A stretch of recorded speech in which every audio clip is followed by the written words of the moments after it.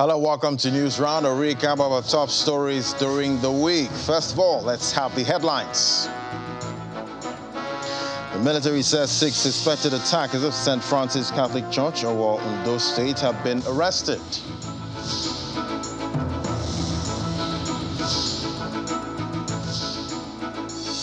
The Attorney General of Federation and Minister of Justice, Abubakar Malami, says state governors have no basis to complain about deductions on the Paris Club refund.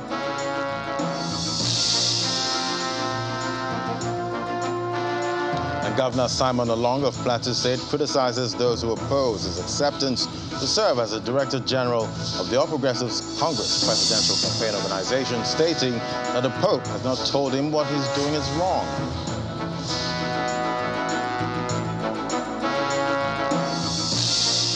Plus, polls close in Kenya after millions of citizens cast their votes for a new president.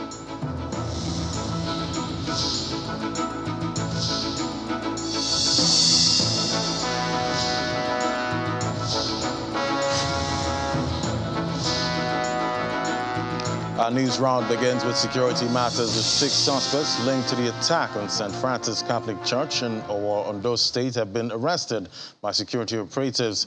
This disclosure was made by the military to journalists during 2 separate media briefings in Abuja. The Director, Defense Media Operations, Major General Bernard Nyoko, also explained that troops over the last 2 weeks have neutralized at least 75 terrorists. Days after the media parley between the Chief of Defense Staff and media executives, the military is again engaging members of the media in the same hall.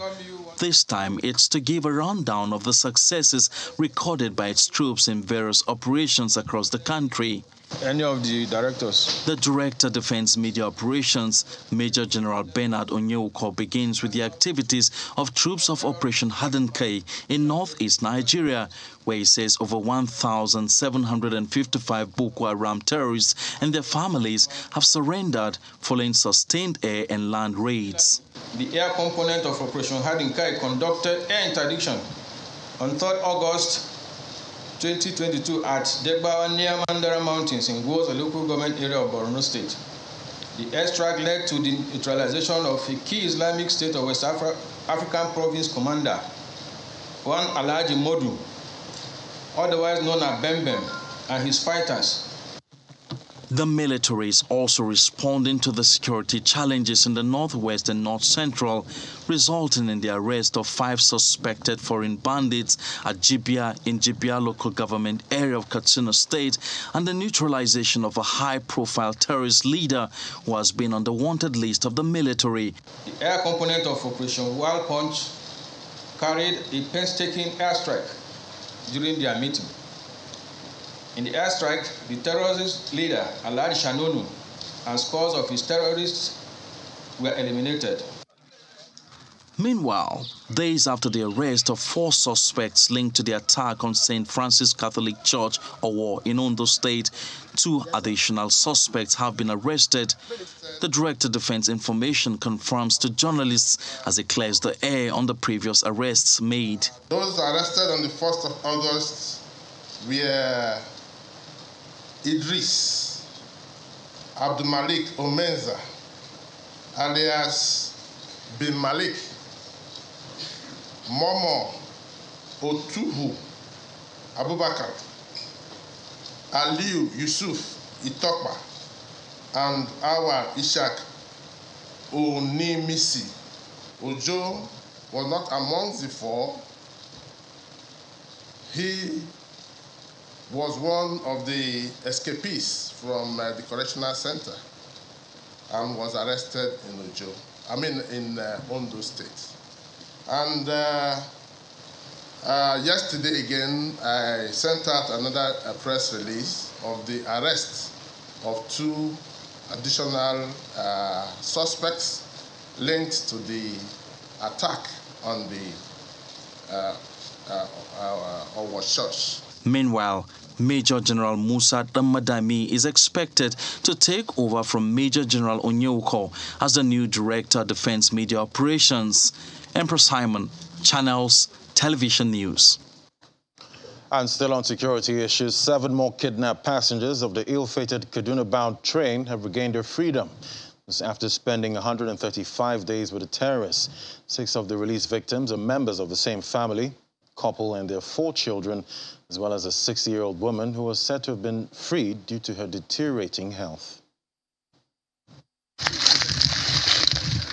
The March 28th terrorist attack on a passenger train in Kaduna State was one incident that put the entire nation in shock and mourning, particularly regarding the number of fatalities and casualties that were recorded in the incident.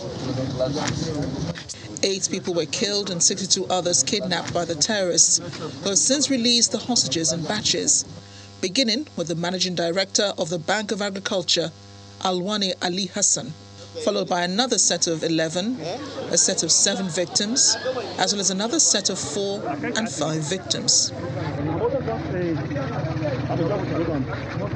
It's a breath of fresh air for these new set of 7 victims who were released on Wednesday after spending 135 days in captivity. Among them is Abubakar Garba, who is the son of the former military administrator of Kano and Benue states. Major General Idris Garba Abubakar was kidnapped along with his wife and 4 children. Having spent 135 days, we regained our freedom.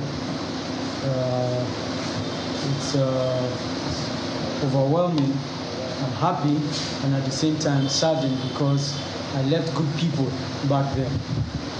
65 of us boarded the train in March 28th. 2022, and we have good people, innocent people, people that hardworking people. They left their wives, they left their families back here. I was lucky, I was privileged to have my family back there, though it was traumatizing, but then at the same time, we would like to plead on the federal government to please sit down and dialogue with these people.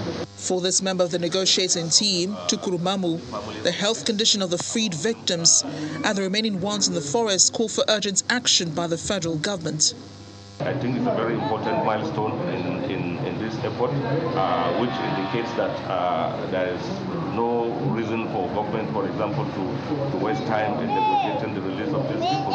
There is nothing more than preserving these innocent lives, more so in a situation whereby their lives is visibly in danger. So I hope and pray that government will do as much as possible, to ensure the release of the remaining captives as soon as possible. So far, a total of 37 kidnapped passengers have been released by the terrorists, while 27 are still in captivity.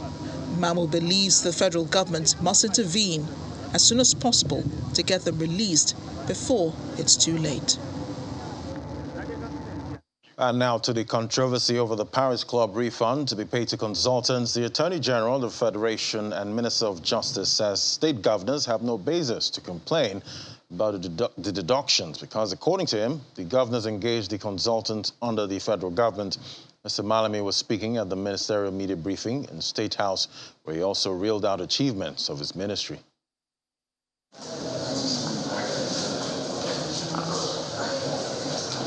The 46th session of the weekly ministerial briefing is anchored by the Minister of Justice and Attorney General of the Federation, Abubakar Malami.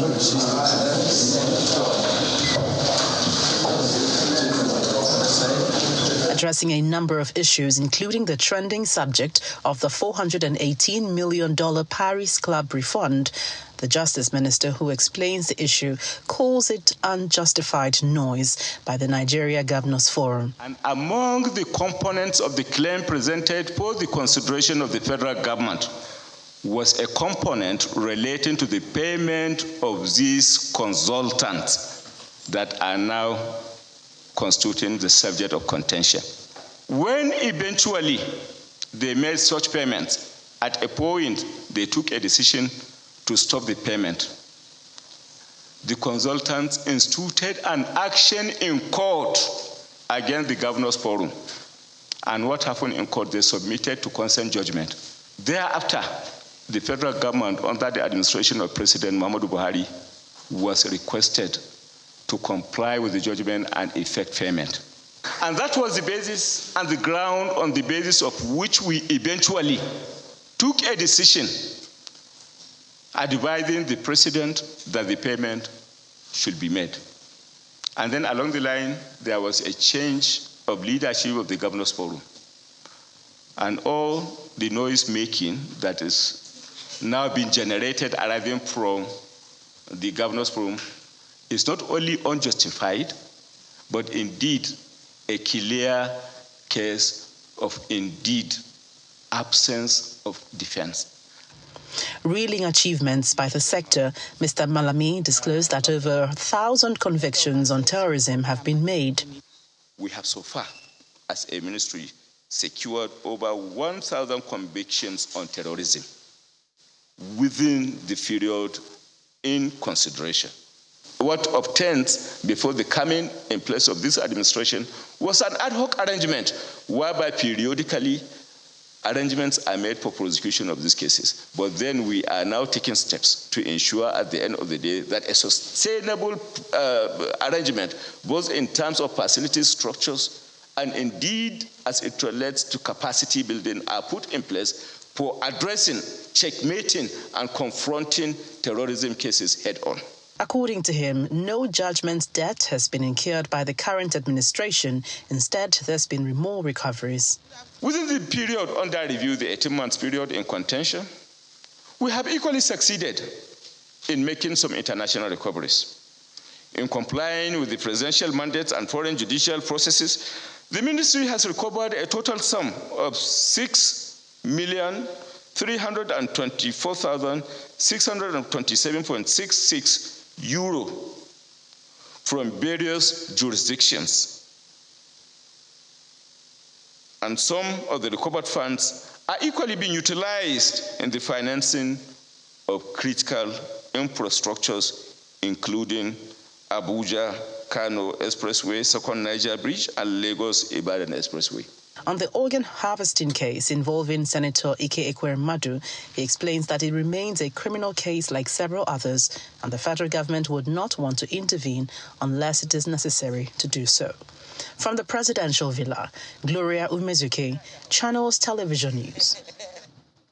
Meanwhile, the Director General of the party's campaign council and Governor of Plateau State, Simon Along, has criticized those who are unhappy of his acceptance to serve as a presidential candidate, Shiwaju Bola Tinubu's campaign DG.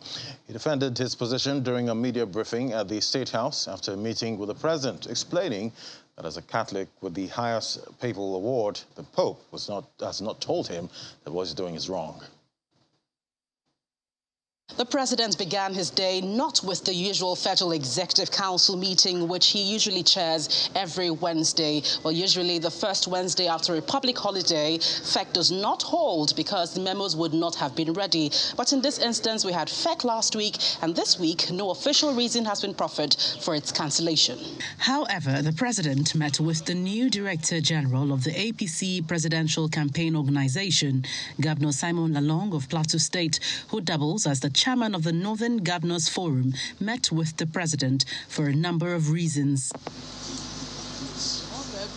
Briefing State House correspondents, Governor Lalong criticized Christians who fault his acceptance to head the APC Campaign Council as a Christian. For those who are talking about that, I don't even know where they are. I hold a papal night. And as a Catholic, everything we do it and we send the advice to the Pope. The Pope has not told me that what I'm doing is bad to accept Director General. As a Catholic, we take that direction. But generally, as a governor of a state, I said as a governor of a state, I'm not responsible to only my faith. In every political party, there's opportunity for you to vote for a Christian or to vote for a Muslim. If you don't want a Muslim, you wait until the electoral day, you go and vote. It be your choice. He equally debunks allegations that he lobbied to become the party's vice presidential candidate. I did not lobby for BV. Yes, many people were lobbying and writing on my behalf, but what I wanted to be, and I still stand for now, I obtained form for Senate. I won. I have my senatorial ticket that I'm waiting for. So if at any time Some people who wanted to be VT lost out, and they are using religion. They should not use me. After prevailing on the president for the release of one of his former predecessors, former Governor Joshua Darie, and the former Governor of Taraba State, Mr. Jolly Inyame, the governor is grateful to the president for granting them pardon. From the presidential villa, Gloria Umezuke, Channels Television News. And one news round returns. Federal and state governments across the Niger Delta partner to address oil thefts. Do stay with us. That's next.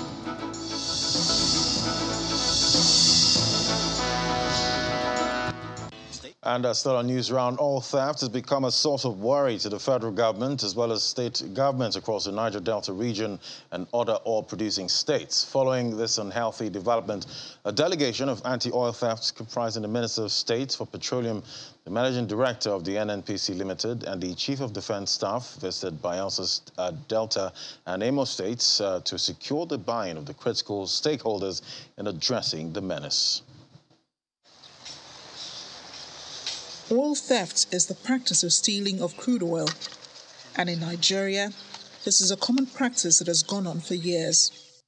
Available record from the NNPC says Nigeria loses $1.9 billion monthly, and this has greatly depleted the nation's revenue. In terms of material value, we're losing close to $1.9 billion every month as deferred revenues, either as a matter of losses or stealing, or some form of activities that we are unable to bring in production on the table. Leading a delegation of anti-oil theft, the Minister of State for Petroleum in the company of NNPC Limited Managing Director and the Chief of Defense Staff visit Bayelsa, Delta and Imo states to seek the support of the host communities to check the growing rate of oil theft. There is a national emergency over the issue of crude oil theft. And we know that we cannot handle it in Abuja without the cooperation from the states and from the areas where the oil is being produced. On their part, the governors, in separate reactions, give assurances that necessary steps will be taken to curb the menace. This discourse didn't start today. I recall that the CDS has invited us as governors to Abuja on these same issues, and we had a very friendly atmosphere and all agreed to see how we can stem and stop the menace of oil theft in our region. I must commend the security chiefs in Imo State, the Army, the Navy, the Air Force, the DSS, for the efforts and determination in confronting the destruction of illegal refineries. The military and the police, they are doing the best that they can, but it's important that we continue to add on to our efforts. It's important that as we begin to look at our surveillance and the surveillance contracts, that we privately work the whole thing and be sure that it's driven in such a manner that there's a strong commitment and there is a community involvement. For the Chief of Defense Staff, securing the waterways and engaging the criminals in the Niger Delta region is a priority for the military. The host communities are appropriately engaged by the state government. Then, of course, close to 90% of the problem will be addressed. Then, of course, the defense and security agencies will be left with, those critical elements who are more or less criminals for them to be engaged with. So this is why this engagement is quite profound. With the dwindling revenue accruing to the country, this move by the delegation is intended to tighten the loose ends, increase security surveillance, and make revenue due to the federal government more secure, thereby making it possible for the country to meet the OPEC production quota of 1.99 million barrels per day. And in a move that is projected to unlock investments in the nation's oil and gas sector, the Nigerian National Petroleum Company Limited has signed a new deal with 10 oil companies in the country. The The Group Chief Executive Officer of the NNPC Limited, Mr. Mele Kyari, explained during the signing of the deals in Abuja that over $500 billion worth of revenue is expected from the initiatives. The agreements are the production sharing agreements, dispute settlement agreements, settlement repayment agreements, and the escrow agreement.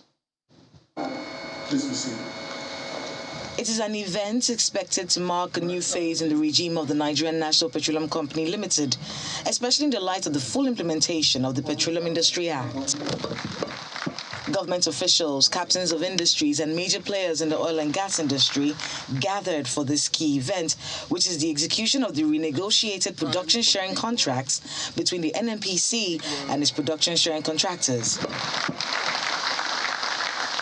The project is expected to see both the federal government and the contractors benefit. With the signing of the DSA and the enabling PSC, investments will come back. Uncertainties have been removed. New investors will come in because of the terms in the Petroleum Industry Act that enables recovery of costs, a very substantial and competitive benefit that will come to businesses. And ultimately, we know that this country will be the environment of choice for businesses as we continue to develop more and deeper relationship with our current partners. And we look forward to other partners joining us in this space. As you are doing, you're planning for future investments, please focus on assets or gas assets. Because to me, that's the future. Of course, we want to jump to renewables, but before we jump, let's try to hold the rope and get to the point where we want to get to. But most importantly, please also focus on gas or on your gas assets. The production sharing contract, PSC, is an arrangement used in the upstream sector for the exploration and development of petroleum resources. Several oil-producing countries are adopting it as a contract for the exploration and development of their oil and gas resources. While the opportunities are beneficial to both parties, contractors are encouraged to look into investments in the nation's gas assets with an assurance that their investments will be protected. Starting with the Bonga New Oil, to Bonga North, and to the Chevron-operated Abami gas project. We are all aligned. Put this together, it will bring in foreign direct investment of up to $4 billion this year.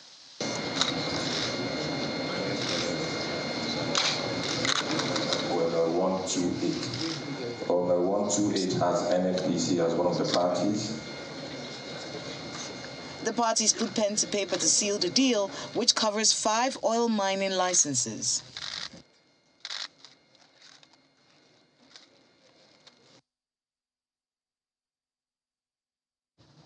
Our news round ends in Kenya. Voting has ended for the election of new leaders for presidential to parliamentary and local elections. Reports from different parts of the country have suggested that the general turnout has been low compared to previous elections.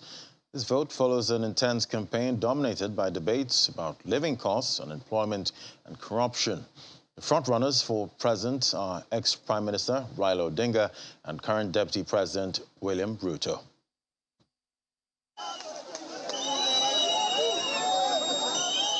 Voters started queuing before dawn across Kenya, eager to cast their votes and pick who will run the country for the next 5 years. Delays and logistical problems have been reported in some places, but in general, the process is reported to be smooth.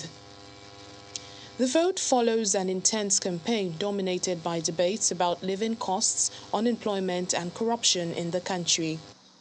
The frontrunners are former Prime Minister Raila Odinga and Deputy President William Ruto. 77-year-old former Prime Minister Odinga ran his campaign centering on social protection and anti-corruption. This is his 5th attempt at Kenya's helm of affairs. The other major contender is Deputy President William Ruto. The 55-year-old has had a political career spanning decades. Voting in Sugoi province, Mr. Ruto called on voters to vote carefully. I am very confident that the people of Kenya will make choices that will take our country to the future. The outgoing President Uhuru Kenyatta is backing his former foe, Mr. Odinga, after falling out with his own deputy. Kenyatta, who is stepping down from the helm of East Africa's economic powerhouse after reaching the end of his 2-term limit, called on Kenyans to turn out in large numbers, vote peacefully, and await the results. This is a day of voting. I think this is a day where we all want to pray that Kenyans vote, turn out and vote in peace, go back to their homes as we await the result.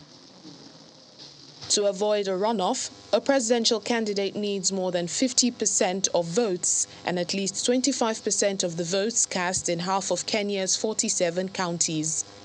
There are 22.1 million registered voters, and the provincial results are expected to start streaming in on Tuesday night, but an official announcement could take days.